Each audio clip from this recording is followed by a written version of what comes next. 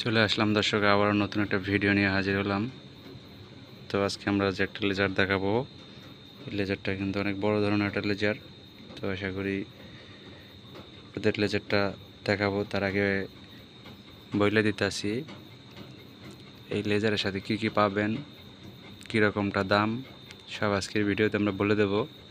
তো এটা কিন্তু সাউন্ডেও চলে, দেখছেন আমি কিন্তু এখানে টাচ করার সাথে সাথে কিন্তু এই যে, কেননা এটা কিন্তু সাউন্ড হয়, কেননা আমি সাউন্ড দেই না, এই জন্য দেখাচ্ছি এরকমটা করে।